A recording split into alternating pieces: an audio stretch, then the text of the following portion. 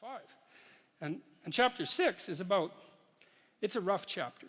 You know, you see these mass shootings all the time, and everyone does the same thing. Oh, how did that happen? Why did that happen? How can it be this way? It's like, well, why don't you read what they said about why they did it, and just assume that that's the reason.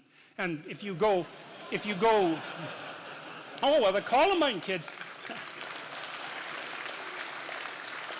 oh yeah, it was like, oh, they must have been bullied. Oh yes, because, you know, the natural response of anyone who's been bullied is to go arm yourself to the teeth to plot the destruction of the entire city. I think it was of Detroit, to line your entire high school avenue with bombs and then to go and shoot your classmates. That's what happens when you're bullied. It's like, no, that's not what happens when you're bullied. That's a stupid explanation. It's shallow beyond belief. And it really emerges only because people don't want to contend with the real issue. And the Columbine kids, well, they were contending with the real issue. You know, they basically said quite forthrightly that in their own arrogant estimation, being itself was corrupt and unnecessary, and it would be best if it was eradicated in the most brutal possible way as fast as possible. And you get to places like that if you dwell on revenge for 3 or 4 years in your mom's basement.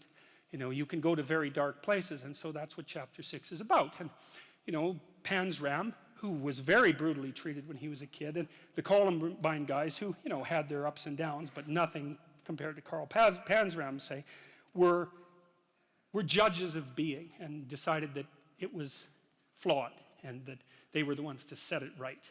And so it's a rough chapter. But it's more than that. It's a meditation on resentment, because resentment is a key human motivation. And I would say it's a great teacher. To listen to your resentment is one of the best things you can possibly do. You have to admit that it exists first, and then you have to admit to the fantasies that it's generating, and you have to admit to what you would regard as the way out of it. So that's all very difficult, because it means learning things about yourself that you probably don't want to learn.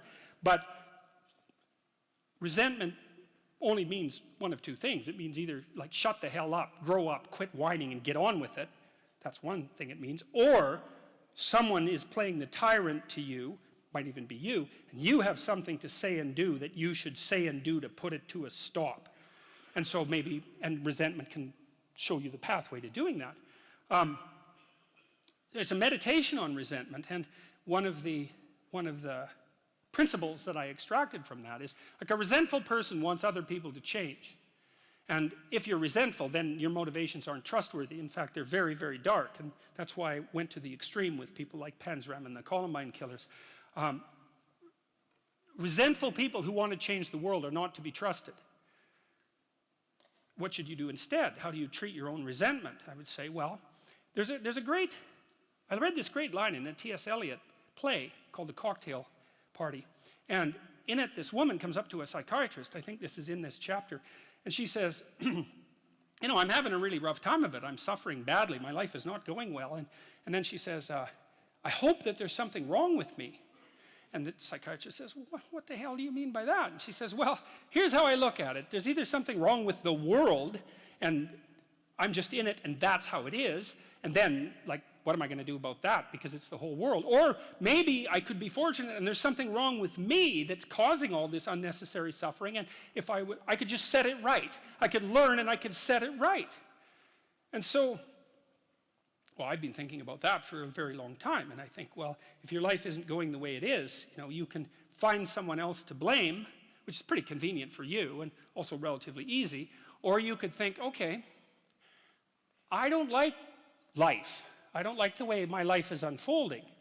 Maybe I don't like life in general because it's tragic and tainted with evil.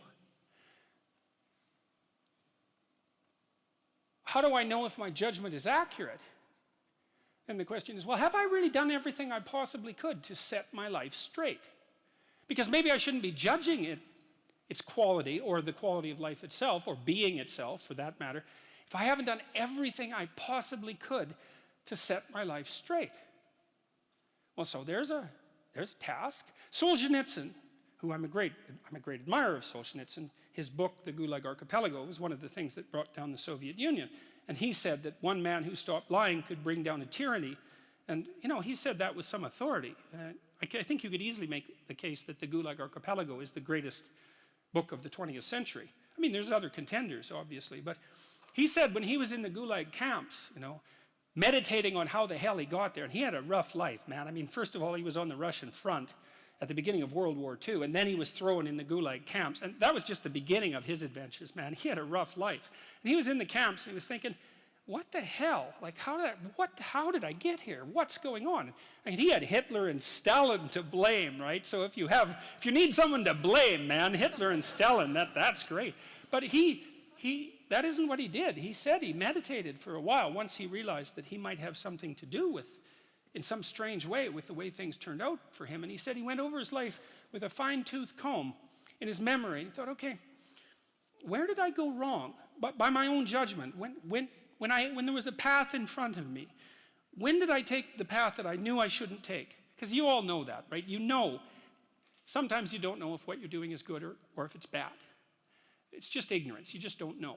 But sometimes you bloody well know, and you do the thing you know you shouldn't do anyways. That happens a lot. And why do you do that?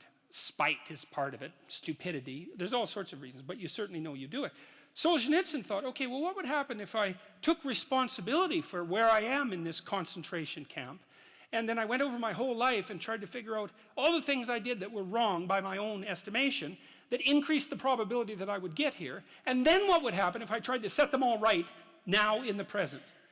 And that's why he wrote the Gulag Archipelago, and one of the consequences of that, as I said, was it sped the dissolution of the Soviet Empire. So, hey, that's not bad, eh? Like, you make a real confession, you really repent, you do your penance, which is writing this book, and you completely change the geopolitical landscape of the world. It's like, and that's worth thinking about, because it's not only Solzhenitsyn who did that. Nelson Mandela did something quite similar. It's not so impossible. And so the idea that what you should do if you're feeling resentful about the nature of being or suffering too much for your own life, let's say, is straighten the damn thing out. Like, seriously, try it for a year even. Try it for a week. Try not doing the things you know you shouldn't do. Try not saying the things you know to be false. And just watch what happens. You might as well give it a shot, right? Because you say, well, I'm all in for a year. I'm going to do things right. And then I'll just stand back and I kind of watch how things unfold. And maybe I'll reconsider at the end of that year. It's like, try it.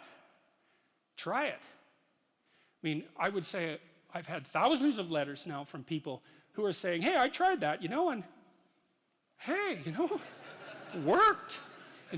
I quit lying and everything quit.